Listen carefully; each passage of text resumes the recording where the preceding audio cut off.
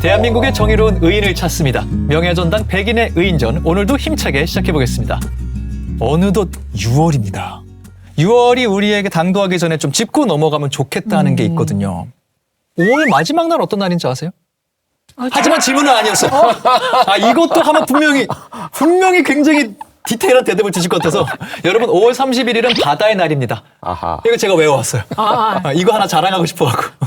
근데 왜 바다의 날이 제정됐는지 그건 모르시죠? 왜요? 우리 굉장히 유명한 장보고라는 인물 아시잖아요. 해상왕. 오, 그렇죠. 네. 그리고 또 KBS 드라마 해신의 주인공. 맞아요. 네네. 근데 그 장보고가 바다의 날이랑은 뭐 어떻게 연결이 되는 거예요? 굉장히 오래 전이죠. 네. 828년 청해진을 설치한 날로 추정이 되는 게 바로 5월 31일입니다. 제가 이럴까봐 사전에 질문을 안 드린 것도 있어요. 너무나도 지식적으로 너무도 아신 게 많으시니까 내가 자랑하려면 질문 안 하고 그냥 내가 말을 해야 되겠다. 내 손에서 아는 거 먼저 말해야 되겠다. 그래서 한번 한 것인데 이렇게 또 하나 배워갑니다. 근데 승국 씨가 사실 겸손하셔서 그렇지 저는 왜 바다의 날을 콕 집어 말씀하셨는지 알 것 같아요. 우리 명예전당 MC로서 네네네. 바다만 보기만 해도 힐링이 되는 곳. 그 바다 아닙니까? 그런데 그런 바다가 또 엄청나게 위험한 곳이죠. 사고도 많이 나고 한 번 사고 나면 정말 끔찍한 사고가 나고요. 그러다 보니까 그 바다에는 당연히 또 의인들도 많으시죠. 맞습니다. 그래서 말씀하신 거 아닙니까? 그렇다고 하겠습니다. 그걸로 갈게요. 네. 맞아요. 오늘 이 날을 사실 정확하게 우리가 짚은 이유는 두 분이 말씀해 주고 설명해 주신 것처럼 바다의 날을 기억하면서 바다가 위험할 수 있다. 바다에는 어떤 사건, 사고도 일어날 수 있다. 하지만 그런 사건, 사고와 현장에 우리가 몰랐던 의인분들이 활약하는 순간도 있다. 라는 걸 기억하기 위해서 오늘은 바다를 계속 살펴보도록 하겠습니다. 충남 태안으로 갑니다.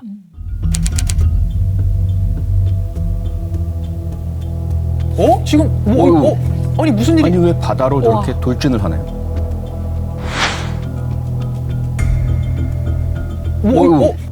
주차장이었는데요, 지금. 다들 어쩔 줄 몰라 하시고요. 네. 배가 좀 빨리 오라 그래. 배가 좀 빨리 오라 그래. 지금 다급함이 느껴지죠, 음성에서. 네네. 상당히 멀리로 떨어졌어요. 충격 때문에 본네트가 열려 있네요.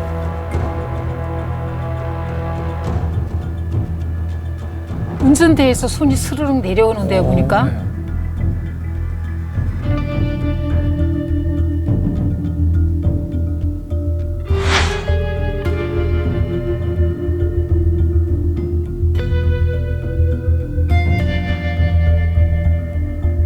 근데 이거 가라앉기 전에 빨리 꺼내야 될 텐데 의식이 없으셔서. 그러게. 와, 미끄러지셨어. 어머.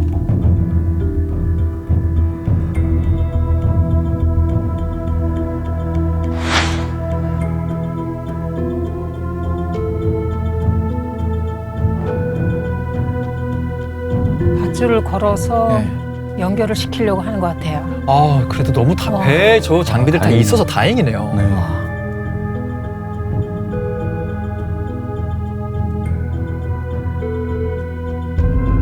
저렇게 안 하셨으면 바로 그냥 바다로 빠졌을 것 같아요. 지금도 의식이 없는 상태인. 아까 미끄러지실 때 다쳤나 보다. 처음 네. 내리쳤을 때 소독하고. 손이 같이 창문에 들어가서 저 때. 그때 유리가 막힌 아이고. 걸 알았어요. 지금은 이제 염증이 조금 있어서 재활하면서 약 먹고 있어요. 이 주먹이 쥐어지지가 않는 상태여서 일에 하는데 조금 부담이 있어요. 아이도 있으니까 조금 이런 거 안 했으면 좋겠다라고 얘기를 해서 몸 생각을 좀 했으면 좋겠다라고 하더라고요. 막상 또 그 상황이 나오면 행동하지 않을까 싶어요. 오늘의 첫 번째 의인은 바다에 빠진 차량을 용감하게 구조하신 이태민 씨였습니다. 시작하자마자 주차장에 있던 차가 바다로 돌진을 했고요. 굉장히 깊은 곳에 멀리까지 떠내려갔기 때문에 아주 위험한 상황이었거든요. 근데 저희 의인께서 망설임 없이 또 차 위로 올라타서 유리창을 깨고 부상을 입으시면서까지 요 구조자를 지금 살리셨어요. 어떤 분인지 좀 소개 더 가능한가요? 항구 인근에서 낚시 가게를 운영하는 분이었거든요. 근데 아까 거기 항구에 모였던 상황을 보게 되면은 그 뒷모습으로 이렇게 아기를 안고 있는 여성분이 보였었거든요. 네네. 의인의 가족이었대요. 아내분과 자녀분과 같이 있다가 지금 구하러 가신 거였군요. 네네네. 앞서 이제 그 가족분이 걱정을 하셨다라는 말씀을 하셨잖아요. 거긴 이유가 있습니다. 왜냐하면 한두 번이 아니셨대요. 바다에 누가 빠지기만 하면 네. 저 의인께서는 그냥 본인 생각하지 않고 뛰어들어가서 구조해 주셨던, 그래서 바다에 빠진 요구조자를 구조하는 데에는 경험이 있으셨던 거예요. 그래서 전혀 망설이지 않으시는 모습이잖아요. 네네. 바로 그냥 배 가져오라고 해라고 하면서 그 이후에 행동을 하셨고요. 배를 가지고 오신 아버님도 민간 해양 구조대 활동을 오랫동안 해오신 분이에요. 그래요. 네, 그래서 부전자전 아버님이나 예. 저 의인분이나 다 바다에 빠진 분들을 구조해 오신 그런 경험이 많으셨던 그런 분들이셨고요. 그렇기 때문에 처음에 배에 훌쩍 올라타는 것부터 모든 게 자연스러웠던 거군요. 이분에게는. 그렇죠. 분명히 예. 전문적이고 경험도 있으셨던 두 분 부자셨지만 상황 자체가 여의치 않았거든요. 영상에서 보신 것처럼 그 구조하려면 어쩔 수 없이 차 지붕 위로 올라갈 수밖에 없었고요. 그다음 지붕 위에도 미끄러운데 그 창문을 깨려니 도구가 없잖아요. 그래서 둘러보니까 배 안에 어선 안에 있었던 닷밖에는 이제 사용할 수 밖에 없었고. 그거 굉장히 날카롭잖아요. 그렇죠. 그것도. 닷이라는 게 닷도. 원래 네. 이 배를 정박시키기 위해서 무거운 그 쇳덩어리지 않습니까? 네. 그런데 미끄러지시면서 그 경험 많으신 분도 날카로운 부분에 이제 손을 이렇게 다치신 거죠. 다행스럽게도 그래도 치료를 바로 받으셔가지고 아주 심각한 부상은 아니신. 게다가 이제 충청남도에서 충남을 빛낸 인물로 선정을 해주셨어요. 그래서 치료에도 지원이 있었고 또 나중에 보상도 받으셨다고 합니다. 똑같은 상황이 벌어졌습니다. 하실 수 있겠어요? 아니 배 위에 올라가서 자동차 위로 올라가서 닷으로 뒷문 유리 깨고 내 손을 다쳤는데 이냥 하실 수 있겠어요? 승국 씨 성격에 문제가 좀 있는 분이 같습니다. 남 곤란하고 어려운 상황 만드는 걸 즐기는 그런 분 같은데 도저히 못하죠. 저 상황은 정말 우선은 배를 생각할 수 있는 그런 능력이 제가 안 되고 저 상황에서 방파제 앞에서 멀리 떨어져 있는 곳에 수영을 해서 구조를 해야 되나? 그런데 그만큼의 수영 실력은 없죠. 뭘 구명정을 던질 수 있는 것도 아니고 차다 보니까 그쵸. 발만 동동 구르지 않았을까. 119 구조 요청만 하고. 저는 못합니다. 아니, 구조 맞아요. 작업. 솔직히 저도 해봐야 뭐 신고하는 정도? 저렇게 행동하신 거는 정말로 대단한 분이고 어떻게 실장님 질문 안 드리는 게 더 안전하신가요? 어떻게 한번 답변하시죠? 그렇지 않아도 지금 굉장히 조마조마했거든요. 아니 근데 박미연 실장님은 네. 바다 출신이세요. 강릉. 우리랑 그러면 다릅니다. 오히려 좀 회복하실 수 있죠. 자동차에 관련된 사건, 사고 우리 사실 이미 많이 만나봤어요. 근데 이 자동차가 도로가 이어져 있지 않은 바다 부근에서 사고가 난다. 이거는 언제나 더 위험해질 것 같다는 생각이 드는데요. 이런 사건, 사고가 은근히 좀 나는 편이죠. 네, 예상외로 꽤 많습니다. 최근 그 발생한 사건들을 조사를 해보니까요. 4년간 전국에서 약 122건의 차량 해상 추락 사고가 발생을 했습니다. 제 생각보다도 더 많은데요. 꽤 많죠. 네. 한 해 30건 이상이 되는 경우니까요. 네. 조금 더 이제 분석을 해봤어요. 언제 많이 발생하는가 했더니 가장 많이 발생한 것이 5월과 12월이에요. 네네. 뭔가 조금 느껴지시죠? 이때는 성수기가 아닙니다. 그렇죠? 그쵸. 사람들이 네. 해변에 나오고 수영하고 이럴 때가 아니에요. 네. 그건 그런데 7, 8월 여름철이죠. 그렇죠. 네네. 12월은 겨울바다이고 5월은 봄바다잖아요. 네네. 그러다 보니까 바다를 찾으셨다가 차에 앉은 채 그대로 바다에 접근하는 분들이 많으시다는 이야기죠.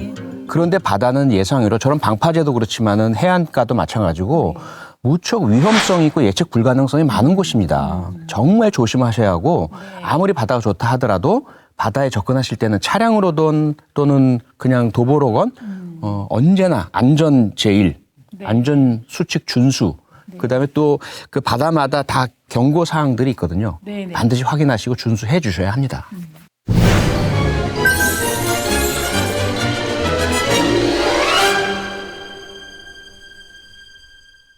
첫 번째 의인은 서해에서 저희가 만나봤는데요. 두 번째 의인은 남해에서 발견됐습니다. 전남 여수로 갑니다.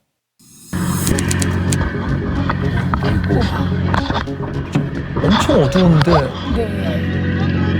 지금 소리 들리는 것 같은데? 들어보려고.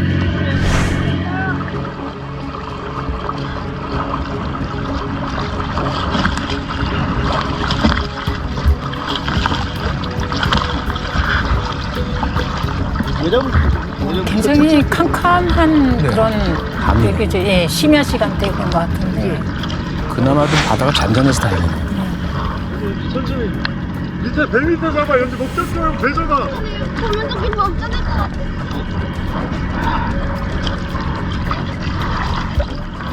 잔잔하긴 했지만 워낙 어두워서 저분들이 발견된 것도 굉장히 신기하다는 생각이 들고요. 3명이 등장했어요. 네네. 2명의 20대 남녀. 이분들이 요 구조자였고요. 1명의 남성분이 이분들을 구조하기 위해서 이미 바다에 들어가 있는 것 같았거든요. 조금 정황을 우리가 좀 자세히 설명드릴 필요가 있을 것 같아요. 어떤 상황인 거죠? 요즘 많이 즐기는 그 수상 레저 중에 네. 그 패들 보드라고 있어요. 이게 바다뿐만 아니라 호수에서도 뭐 그 위에 앉아서 요가를 즐기기도 하고. 맞아요. 예. 네. 그 사고가 일어난 데가 모사금 해수욕장이거든요. 네. 패들보드의 명소로 이름 난 곳입니다. 그렇군요. 네. 두 사람이 바위 위에서 이제 패들보드를 타려고 이제 준비를 했는데 갑자기 이렇게 돌풍이 불어와가지고 바다에 빠졌답니다. 근데 이제 바람 때문에 계속 이렇게 밀려나고 하니까 살려달라고 소리를 쳤고요. 지나가던 의인께서 그 소리를 듣고 구명환을 가져와가지고 뛰어든 겁니다. 그리고 나중에 이제 영상에서 보신 것처럼 구조대원이 이제 도착을 해서 구조를 한 거죠. 돌 위에 있던 사람이 돌풍 때문에 바다에 떨어졌다는 거는 조금만 지치됐어도 어디까지 이분들이 떠내려갔을지 모르는 상황인 거잖아요. 네네, 그렇죠. 패들보트라는 걸 원래 밤에 타기도 하는 건가요? 저 레저 활동이? 그게 가장 중요한 포인트 같습니다. 사실 바다라는 것은 네. 여러 가지 위험 요인이 있지만 특히 그 중에서도 이 시간대별 위험 요인이 다르거든요. 그런데 어둠이 내린 밤바다는 정말 위험합니다. 예상 불가능, 이 강풍도 불지만 네. 이안류라고 들어보셨을 거예요. 파도는 당연히 먼 바다에서 해안으로 치는 것이라고 알고 계시지만 실제로 파도의 아래는 먼 바다 쪽으로 강한 힘으로 휩쓸려 나가거든요. 그래서 모래도 많이 휩쓸려 나가기도 하고 이 이안류의 사람이 만약에 휩싸이게 된다면 상당히 짧은 시간에 엄청나게 먼 바다까지 휩쓸려 내려갑니다. 그러니까 결코 밤에는 패들보드뿐만 아니라 수영, 해수욕도 하시면 안 되니까 밤바다 조심하시기 바랍니다. 안전불감증이 멀리 있는 것이 아니다라는 거 우리 항상 기억할 필요가 있을 것 같고요. 사람이 없어서 낭만이 있는 곳은 동시에 나를 도와줄 사람이 없다는 것이다 라는 것도 우리가 꼭 기억하는 게 좋을 것 같습니다. 서해와 남해를 돌아봤으니까요. 이번엔 동해로 가보도록 하겠습니다. 울산 앞바다입니다. 이미 지금 한 분이 바다에 빠져 계시고요. 왼쪽에. 여기 빠져 계시는구나. 네. 오른쪽에 계신 배 위에 분이 지금 튜브를 던져주셨는데 네네. 가닿지 않았어요.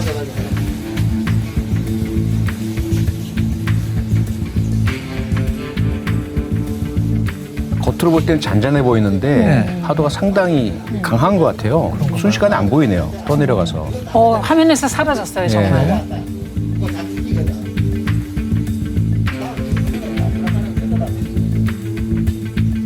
근데 튜브 던져주신 분이 조금 뭘 더... 바다에 뛰어드시네요. 예, 뛰어드시네. 지금 뛰어드시네요. 망설이시다가 그렇죠. 왜냐면 바다가 또 상황이 때문에 쉽사리 뛰어들 수 없거든요, 사실. 네.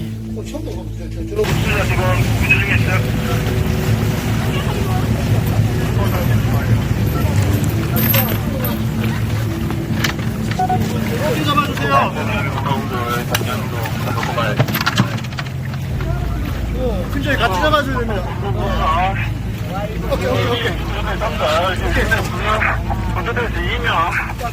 선장님이 뛰어들 때까지 좀 고민을 하시는 것 같았어요. 네네. 이유가 있었을까요? 선생님이 일주일 전에 이게 어깨를 다쳐가지고 수술을 하셨대요. 네. 그래서 망설일 수밖에 없었고 본인이 뛰어들지 않으면 안 되는 그런 상황에서 네. 지금 뛰어들어서 물에 빠진 같은 선원을 구해주셨는데 어깨가 너무 아파서 이분을 데리고 나올 수가 없어가지고 이분을 떠받치고 밑에서 이렇게 계셨다고 합니다. 그래서 구조가 될 수 있었어요. 정말 큰일 하셨네요. 선장님이 지금 선원분을 구해준 거거든요. 다 뱃일 하시는 분들이면 사실 수영은 어느 정도 하시지 않나요? 네, 사연이 좀 있습니다. 저 당시가 1월이었습니다. 아, 1월요? 네, 한겨울이죠. 예? 게다가 이제 마지막에 구조되셨을 때의 요구조자 모습을 보시면 복장이 두터운 소못이에요. 맞아요, 맞아요. 예, 한겨울에 배에서 근무를 하셔야 되니까 그러다 보니까 아무리 평상시에 수영을 잘하신다 하시더라도 네네. 이 추운 겨울에 갑자기 바다에 빠지셔서 당황하셨죠. 그렇죠. 게다가 수영을 하려고 해도 물 먹은 솜이라는 표현을 우리가 늘 쓰잖아요. 네, 엄청 무겁죠. 네, 무거우면 네, 네. 우리가 가장 힘들 때 피곤해 지쳤을 때 아, 내 몸이 물 먹은 솜 같아 이런 표현을 하지 않습니까? 정말로 이 솜옷이 물이 먹은 거예요. 그래서 도저히 수영을 할 수 없는 이제 그런 상황이었다고 합니다. 이거 참 시사하는 바가 큰 것 같아요. 바다 위에서 일하시는 전문직 선원분들도 어떤 환경에 처하면은 바다 위에서 수영을 못하는 경우도 있다는 거잖아요. 그만큼 바다가 위험한 곳인 거예요. 위험해질 때는. 그렇습니다. 그렇기 때문에 결코 본인의 수영 실력 과신하시면 안 됩니다. 우리가 가끔 이제 그런 아주 안타까운 뉴스를 접하잖아요. 낚싯배가 사고가 났어요. 그런데 구명조끼를 안 입고 계시다가 많은 분이 결국 크게 인명 손상이 일어나는 사고들. 반드시 바다에서는 본인의 수영 능력 실력과 상관없이 안전수칙, 안전장비 착용을 하셔야 합니다. 기본적으로 구명조끼는 반드시 착용을 하셔야 하고요. 잊지 마셨으면 좋겠습니다. 어깨 부상을 감수하면서까지 큰일을 하셨는데 마음도 의인이신 게 요구조자를 구하고 나서 되게 미안해 하셨대요. 아. 내가 바로 뛰어들었어야 됐는데 조금 고민해서 미안하다. 그 마음이 너무 좀 크게 남으셨다고 그래요. 오히려 이 모습을 우리가 다 봤기 때문에 너무 의로운 활동하셨으니까요. 전혀 미안해하실 필요 없고 걱정하실 필요 없습니다. 오히려 저희가 감사와 박수의 말씀 전해드리고 싶어요.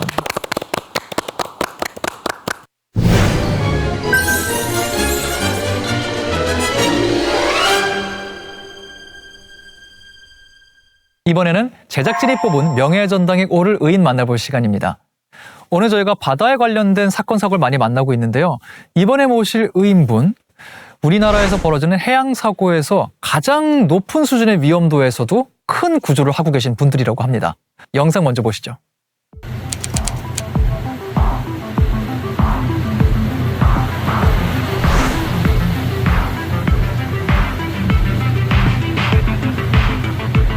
근데 지금 배 움직이는 거 보니까 파도 상황이 장난이 아니에요. 네. 파고가 매우 높네요.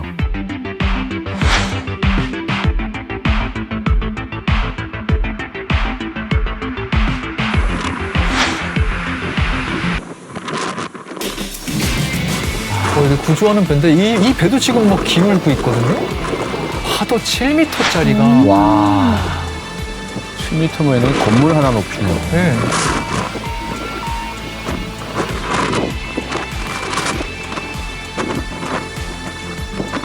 야, 이거는 심지어 우리가 지금 본 것처럼 해안 쪽의 일이 아니라 아예 바다. 어이구. 와.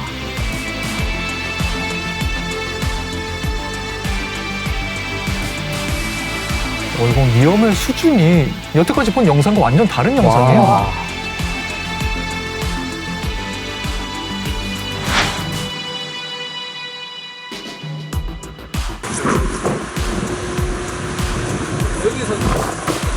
현 시각 16시 20분 개인생 연결 완료 후 현재 상황 관리 중입니다.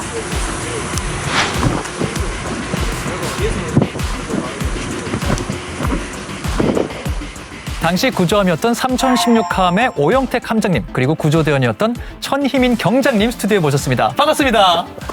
네, 반갑습니다. 반갑습니다. 반갑습니다. 두 분이 계셨던 사건 현장의 영상을 저희도 미리 봤거든요. 네. 살짝만 봐도 야, 이거 정말 굉장히 위험한 상황처럼 보였는데요.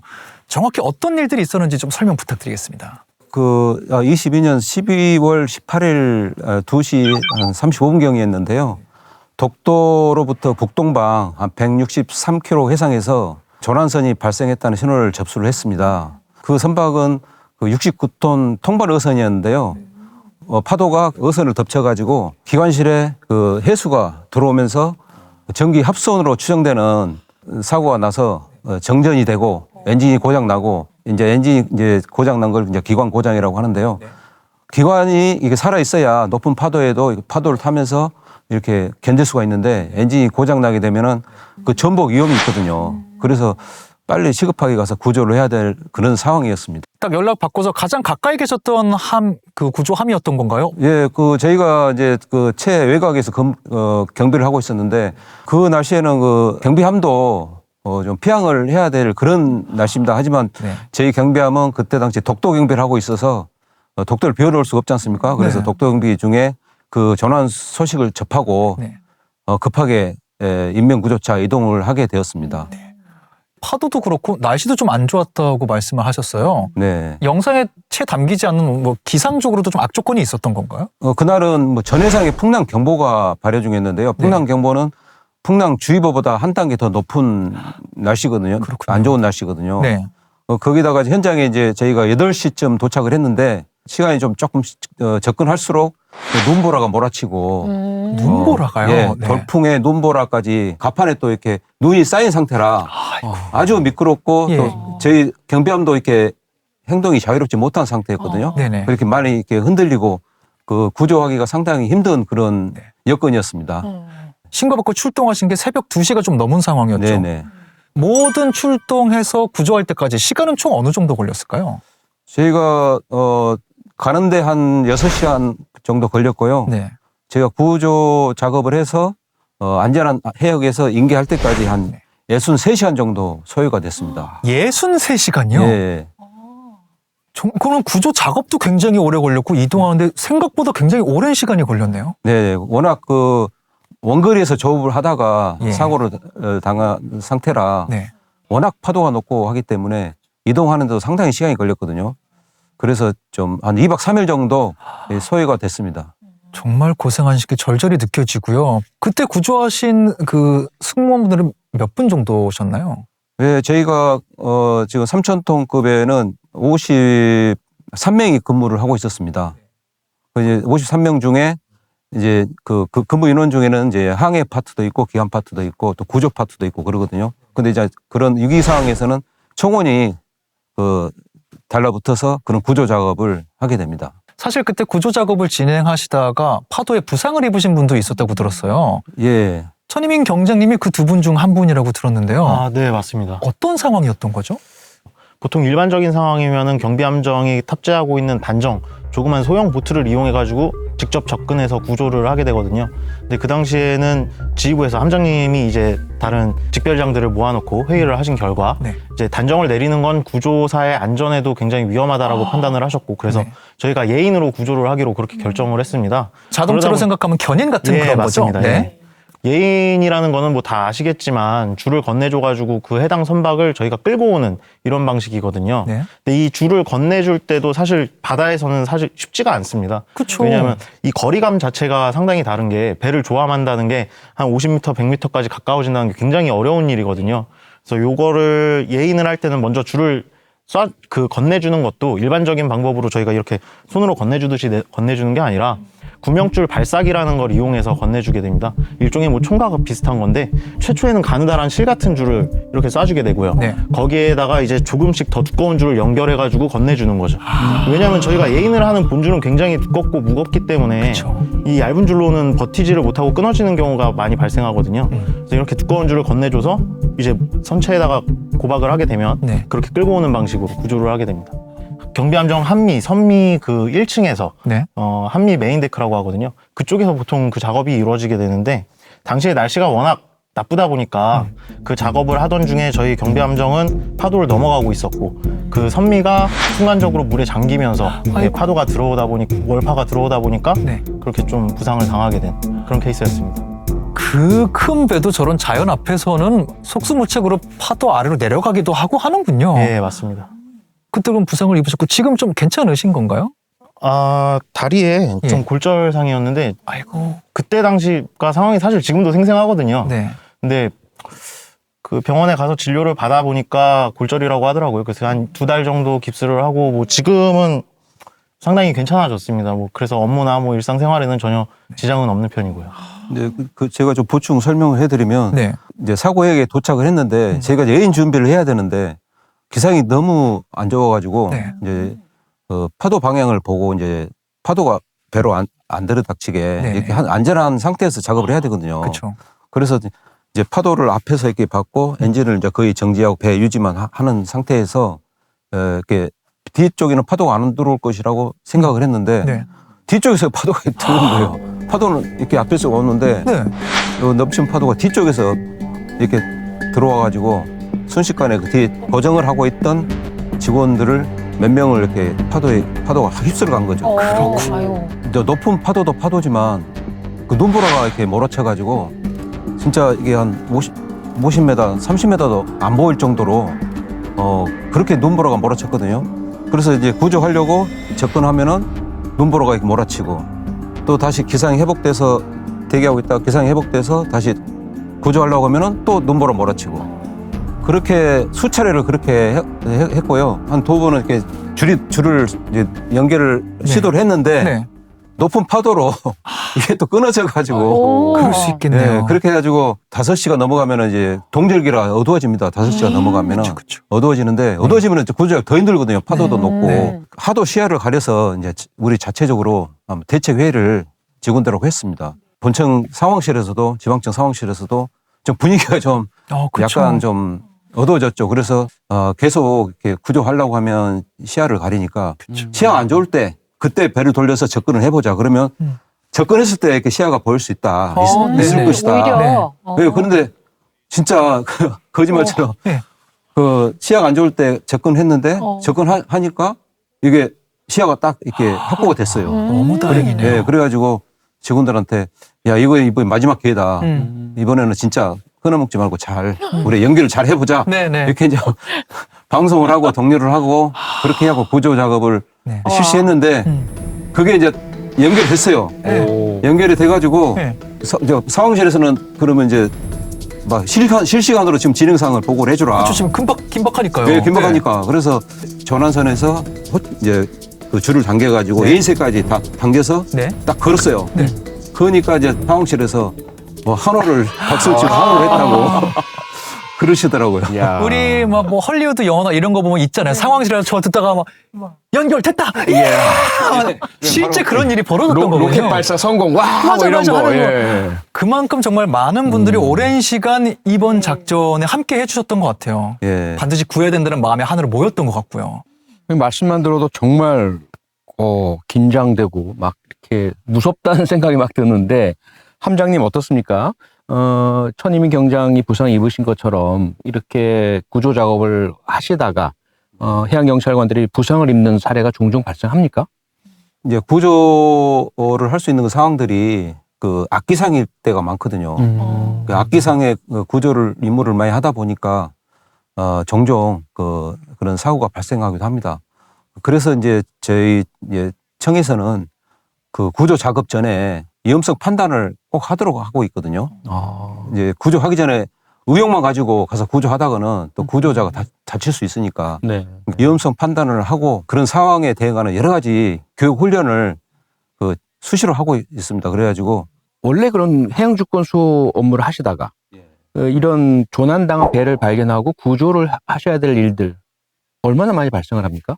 바다에서 일어나는 모든 일이 저희가 다 관여를 하고 있거든요. 왜냐하면은 바다에는 저희 해양경찰밖에 없거든요. 그렇죠. 예, 그 임무를 해야 될 그 상황이 생기면 저희가 이제 불이 나면은 불 끄는 소방관 역할도 해야 되고요. 또 응급환자가 발생하면 또 응급환자 이송도 해야 되고 또 그런 저렇게 전환선이 생기면 또 전환선도 이렇게 구조 임무를 또 좀 해야 되고요. 네. 하여튼 바다에서 일어나는 여러 가지 그런 상황들에 다 이렇게 동원이 돼야 됩니다. 그렇게 구조를 하실 때 함장님을 포함한 정말 모든 승무원분들이 활약을 하실 거고요. 여러분과 함께 또 활동을 하신 것으로 추정되는 모형이 또 여기 있어요. 네. 이 친구가 저희가 영상에서 봤던 3016함 맞는 건가요? 이건가요? 예, 맞습니다. 지금 언뜻 보기에도 굉장히 클 것 같다는 생각이 들어요. 실물로 보면은. 네. 3016함 소개 좀 해주세요. 예, 그 3016함은 배 길이가 115m, 그러니까 축구장 길이보다 더 길거든요. 예, 115m, 그 다음에 폭이 14.5m쯤 되고요. 속력은 대형 경비함정 중에 지금 제일 빠르고요. 이 배는 또 이게 옆으로도 갈 수 있는 앞으로 그래요? 앞뒤로 갈 수도 있지만 예. 또 옆으로도 갈 수 있는 네. 그런 또 시스템도 돼 있고요. 예. 저에게는 또 특별한 함정이거든요. 저 배에서 한 2년을 근무를 했는데 또 이렇게 조난선을 구조를 22년도 했고 또 23년도에는 또 성과관리 최우수함, 전국에서 성과관리 최우수함을 했고요. 또 이 동해지방청에서 훈련 우수함, 그 다음에 또 IMO 의인상까지 24년도에 트리플 수상을 했습니다. 삼관왕이네요, 삼관왕. 네. 방금 마지막에 말씀하신 IMO 의인? 이거는 어떤 상이라고 저희가 이해하면 될까요? 네, 그 IMO 의인상에 제가 알고 있기로는 네. 2007년도에 네. 국제해사기구에서 그 만든 상으로 알고 있는데요. 네. 목포에서 그 출동을 나가는 경비함에서 그 전복된 여객선의 인명을 구조하고 그때 이제 처음으로 IMO 의인상을 받았거든요. 그 이후에 이제 12년 만에 그리고 또 동해청에서 최초로 저희 함정이 조난 선박 구조 공로를 인정받아가지고 저희가 수상을 했습니다.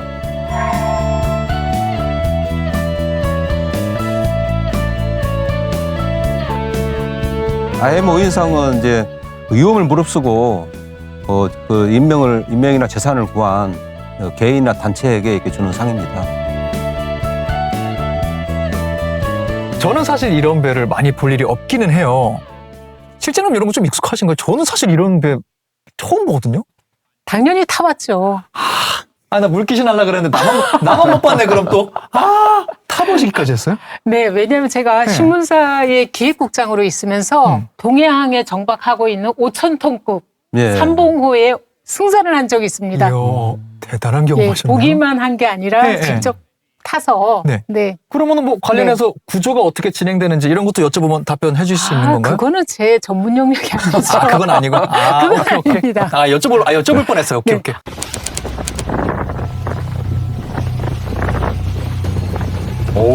파도 무서워요. 저게 피칭이라고 하는 거죠? 앞뒤로 출렁이는 거. 예, 앞뒤로가 피칭, 옆으로 하는 게 이제 옆으로 롤링이라고 롤링. 합니다.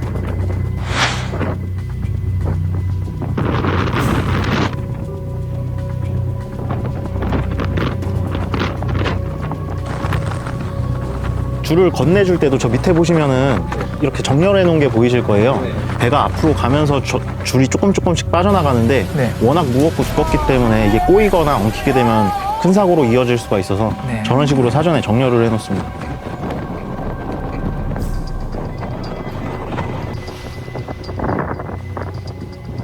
지금 아래 살짝 줄이 뻗어나가는 게 보여요. 보이네요. 네, 연결됐어요.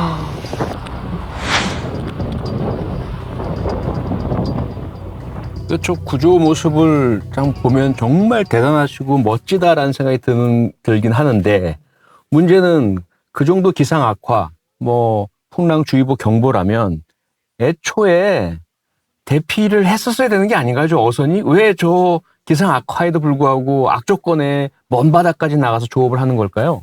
예, 어선들이 나갈 당시에는 기상이 양호하니까 나갔거든요. 예, 기상이 양호해서 나갔는데 이제 또 피항을 하려면 또 워낙 거리가 멀다 보니까 이게 또 빨리 이렇게 오지도 못하는 그런 상황이 아마 있어서 아마 그런 것 같습니다. 사실 그 날씨를 예측하는 부분에 있어서도 육상에서는 이제 관측 장비라든지 관측소가 상당히 많기 때문에 네. 예보의 정확도도 높은 편이지만 해상에는 그 기상 부위를 통해서만 군데군데 간헐적으로 설치된 기상 부위를 통해서만 기상 데이터를 수집하고 있거든요. 그러다 바다에 보니까 떠 있는 부위 말씀하시는 맞습니다. 거죠? 그래서 아무래도 예보의 정확성도 좀 떨어지는 부분이 있고 그러다 보니까 이제 어민분들도 경제적인 이유도 있고 이래서 그런 상황이 자주 발생하게 되는 것 같습니다. 혹시 함정에서 근무를 하시면서 특별히 어려움을 겪는다거나 그런 사례들이 어떤 게 좀 있을까요? 예, 현재 같은 경우에는 이제 바다 멀리 나가기 때문에 네. 이제 젊은 세대들이 제일 힘들어하는 게 이제 그 핸드폰이 안 터지는 거죠. 핸드폰.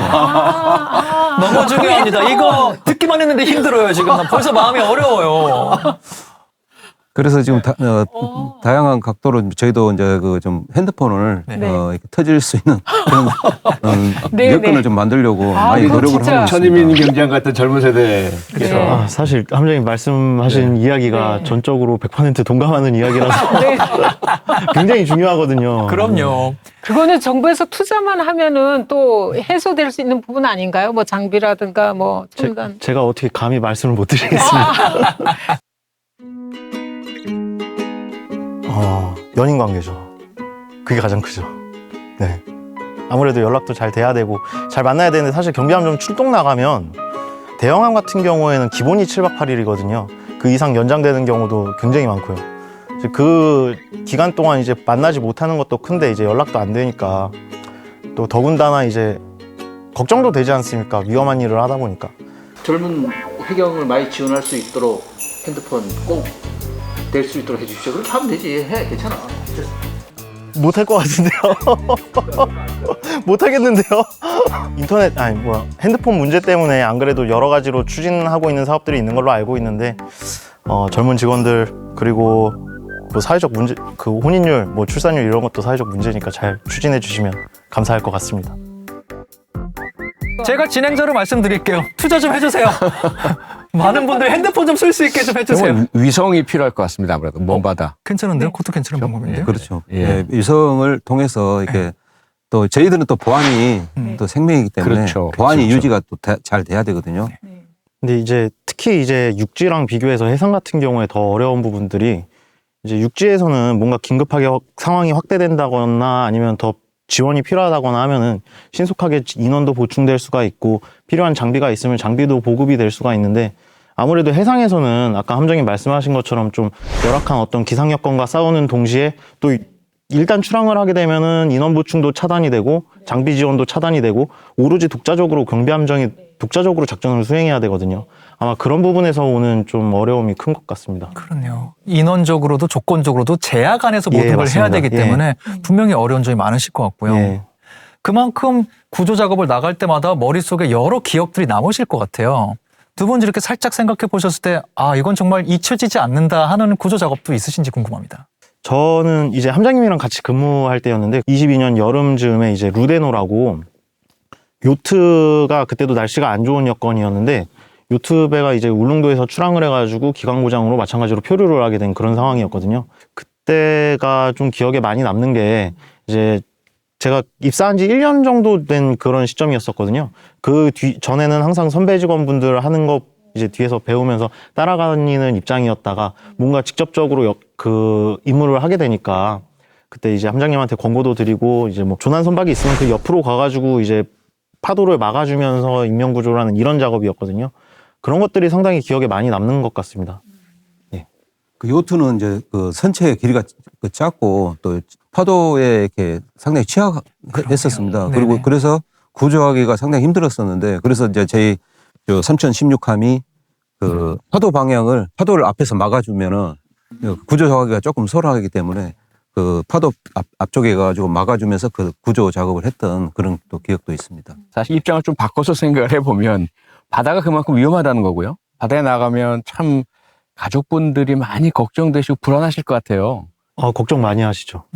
이제 사실 그렇게 걱정을 많이 하시다 보니까 일부러 말씀을 잘 안 드리려고 하는 편이거든요. 근데 언론에서 이제 노출되는 부분도 있고 하다 보니까 좀 이제 한 번씩 물어보십니다. 이제 이렇게 위험하지 않냐 이렇게 하시는데 뭐 괜찮다고 이렇게 말씀을 드리는 편이고 사실 이렇게 사고 있어가지고 부상당하고 그랬던 것도 지금 모르고 계세요. 아이고. 말씀 안 드려가지고 네. 이제 출연할 때 약간 조금 걱정되긴 하더라고요. 혹시나 이거 보시고 또 이제 걱정하실까봐. 근데 네.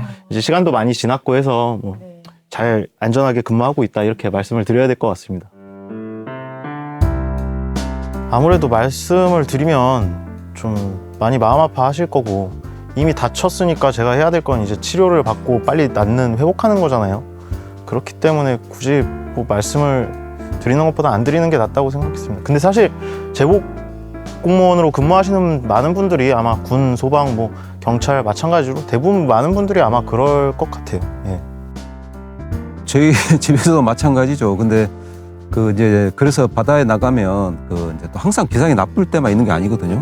또 기상이 좋을 때도 있고요. 해가 뜨고 질 때 아름다운 또 이게 일출이라든지 그다음에 석양도 이렇게 볼 수가 있거든요. 근데 그럴 때 이거 사진 좀 찍어놨다가 핸드폰 터질 때 이렇게 좀 집에도 보내주고 그래서 좀 안심을 시키면서 이렇게 근무를 했었던 기억이 있습니다. 사실 저희 제작진분께서 함장님 아드님과 살짝 이전에 사전에 통화를 한 내용이 진짜요? 있거든요. 아드님은 과연 아버님은 어떻게 좀 생각하고 계실지 살짝 음성 들어볼까요? 굳이 위험한 상황에 자진해서 안 가시는 분들도 많은데 아버님께서는 항상 그런 걸 지원하시고 먼저 하시고 모범을 보였어요. 그래서 그것도 저한테 많이 귀감이 돼서 그런 자세를 많이 본받게 되지 않았나 싶습니다. 걱정도 많이 됐죠. 걱정도 많이 되고 특히 날씨가 안 좋을 때나 그럴 때마다 이제 저희는 그 바다 뉴스를, 날씨 뉴스를 가족들이 함께 보거든요. 그래서 바다 날씨가 안 좋을 때면 걱정이 돼서 또 전화도 안 터져가지고 이 마음을 전할 수도 없고 항상 그냥 전전긍긍 하면서 가끔 이제 통화가 터질 때 아, 그래도 잘 계시는구나 하면서 위로를 얻죠. 매일 걱정됩니다, 사실. 아버지한테는 항상 이제 제가 표현은 잘 못하지만 항상 존경한다는 말을 한 번 더 드리고 싶고요. 그리고 제가 지금까지 커가오면서 디테일부터 그리고 성장하는 그 과정까지를 쭉 모든 전방위에서 영향을 미치신 분이어서 항상 사랑하고 이제 그 닮고 싶다고 말씀을 드리고 싶습니다. 내용이 존경하고 사랑하고 닮고 싶다. 최고의 찬사네요. 아들에게 들으시기에. 그러니까요. 깜짝 놀랐네요. 그 표현을, 그래도 아들들은 약간 묵뚝뚝하지 않습니까? 그쵸. 네, 표현을 잘 안 한 편이었는데, 또 오늘 좋은 사랑한다는 이야기도 하고, 존경한다는 이야기도 한 거, 제가 들으니까, 아유, 좀, 저도 감회가 좀 새롭네요. 또, 하여튼. 아들아, 고마워. 눈이 빨개지셨어요.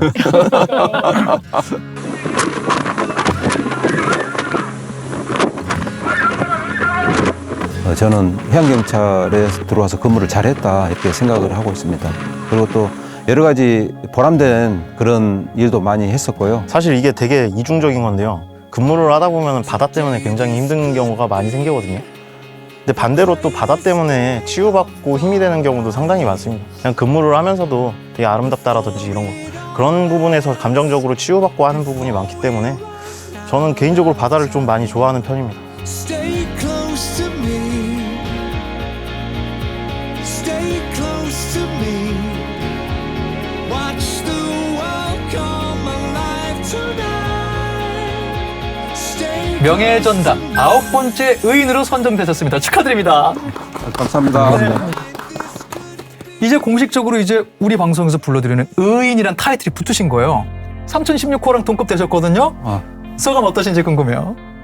예, 이렇게 의인으로 선정해 주신 자체가 저에게 큰 영광이고 30년 공직 생활에 큰 영광이라고 생각합니다.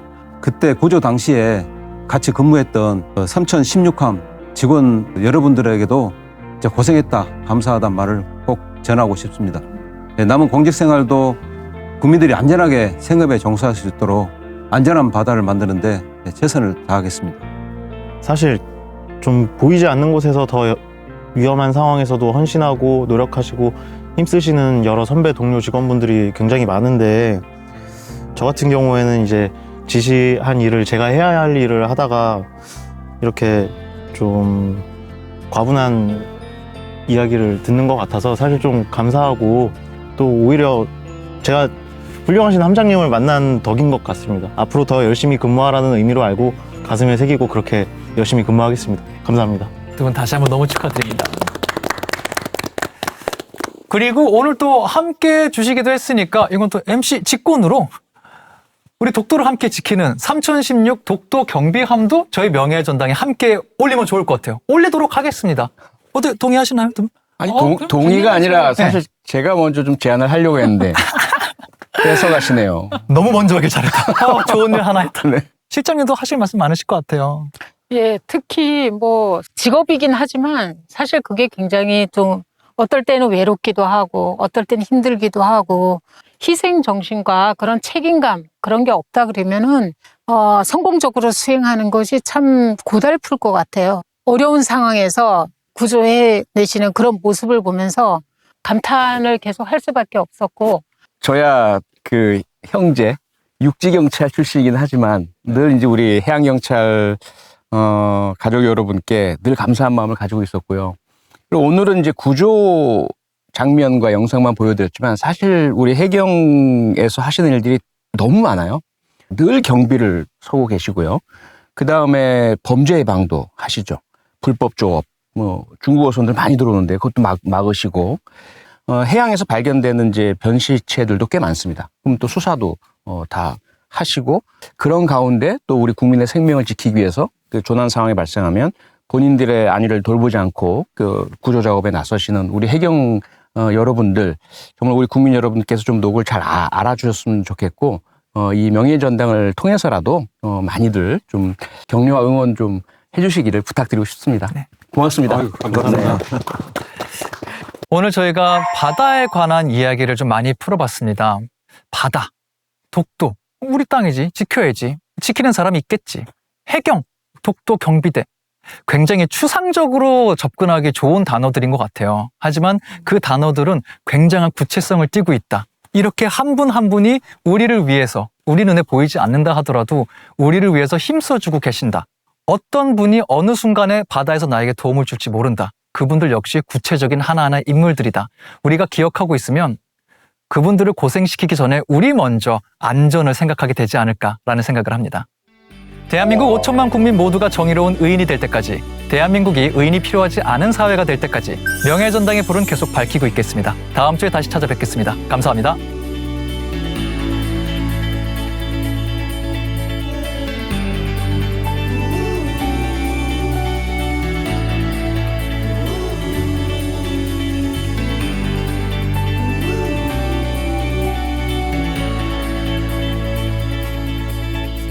The person that you were has died. You've lost the sparkle in 정의로운 의인을 찾습니다. 여러분이 알고 계신 의인을 세상에 소개해 주세요. 명예전당은 여러분의 제보를 기다립니다. now.